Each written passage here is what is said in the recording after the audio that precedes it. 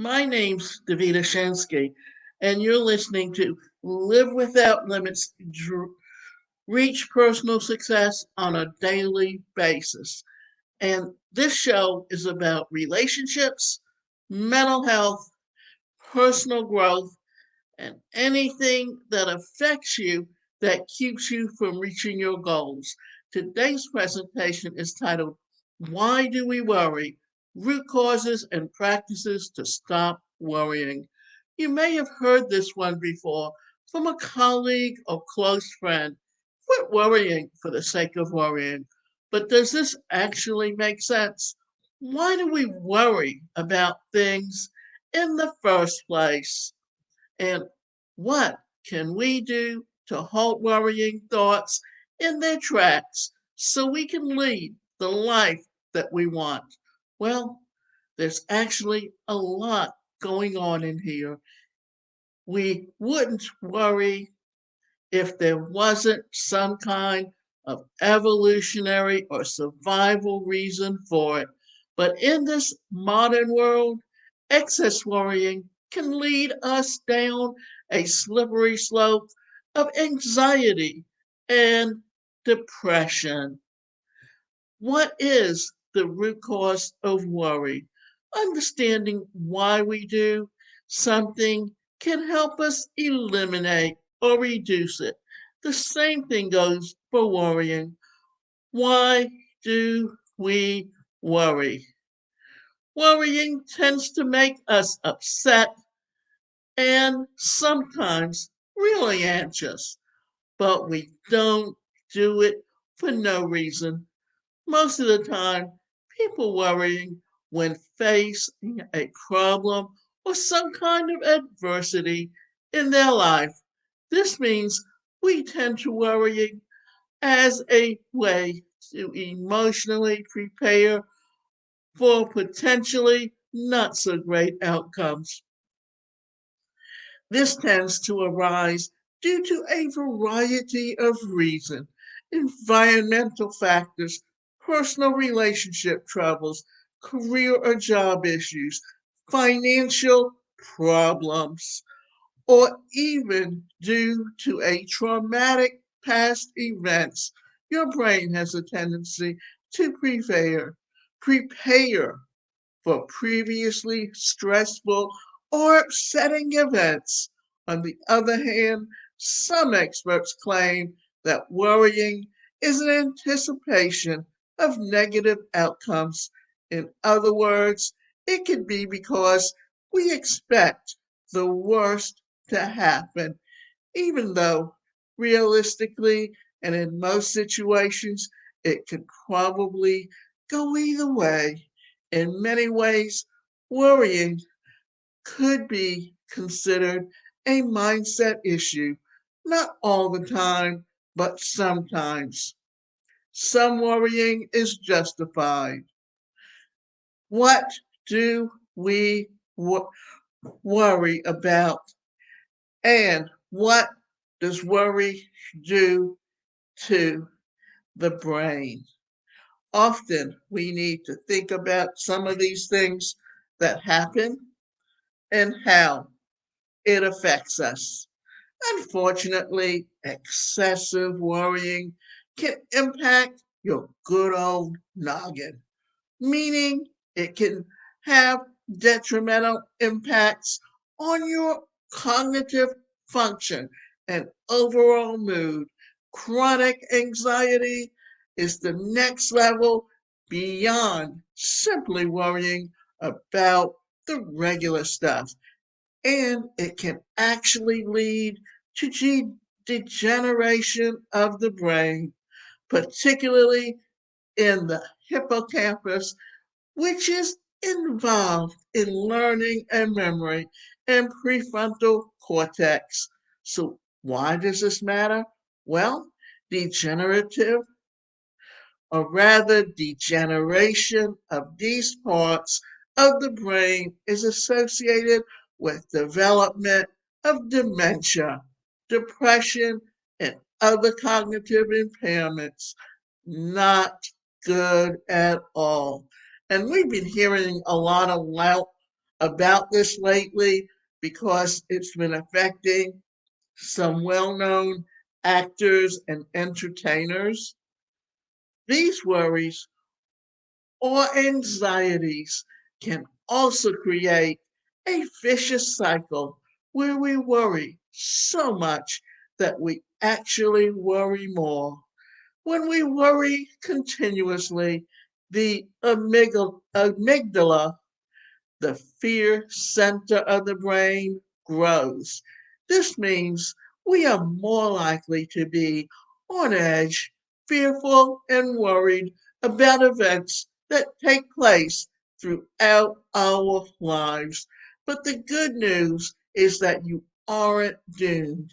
Just because you tend to worry, it doesn't mean that you are set on a path of excessive worry and fear for the rest of your life. You can break free from the cycle. Do you? How do I stop worrying and live my life?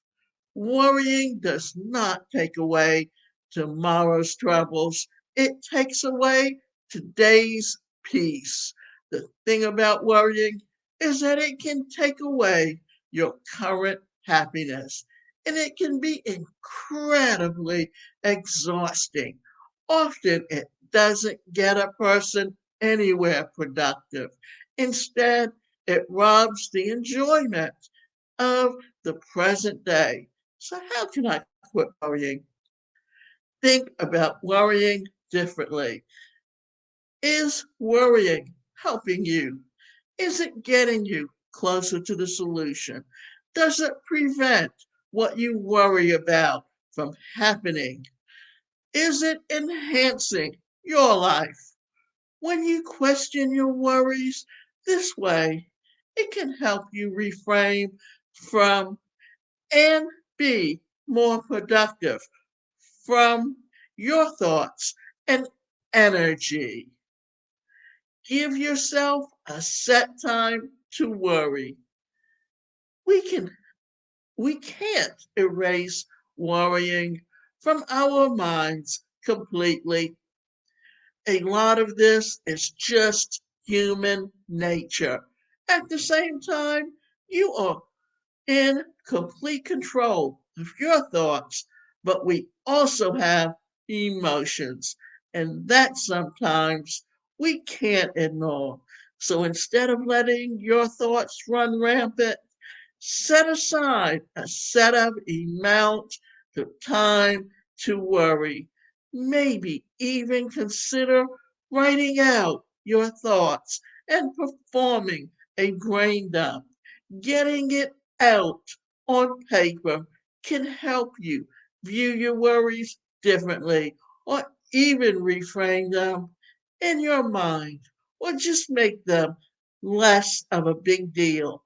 Once you have your time is up, it's time to be productive. Is there something that you can do about the problem at hand? Or can you now move on with the day without worries?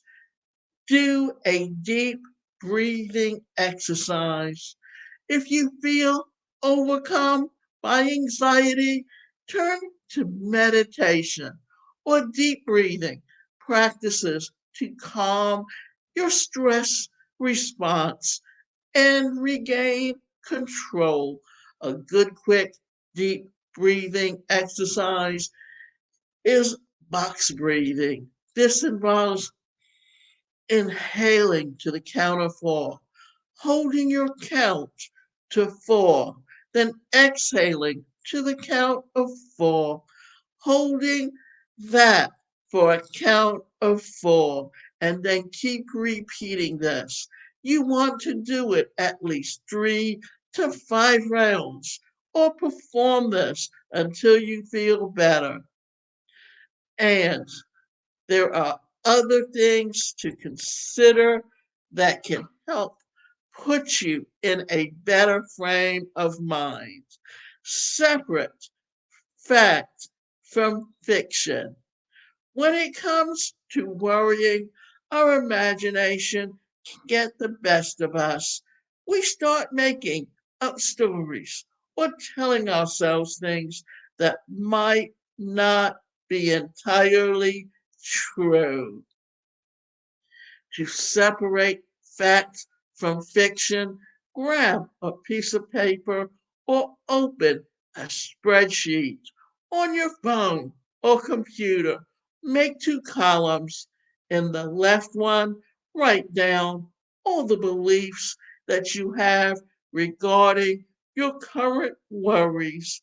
In the right column, write what is actually true compared to those beliefs. Go for a walk. Simple, easy, and it takes very little effort or time. A walk can help improve your mind and flip your mindset. In particular, a little bit of movement can help release feel good endorphins, which also help quell the stress response. This means you'll feel less inclined to worry. Take action. Sometimes our worries are justified. If we fear that we insulted our friend or coworker, why not just talk to them about it? Apologize. Own up to your mistake. Many of our worries can be resolved with a simple conversation involving curiosity and openness. Tackling issues in our life as they happen can propel our personal growth forward and allow us to learn lessons that we might not have otherwise. So try it out, talk it out, take responsibility where necessary, find visible solutions. Put your worries in the past. Worrying for the sake of worrying doesn't help you or anyone. Instead, sort through your thoughts, come up with solutions, and use coping techniques such as deep breathing to calm your nervous system and the stress response, like Timon and Pumbaa sang in The Lion King. Hakuna Matata. What a wonderful phrase. And remember this, you control your thoughts. For so many of us, what happens is we allow our thoughts to take control of our lives and prevent us from living the life we were meant to live, to keep us from reaching our goals. And it can also be equated with your fears.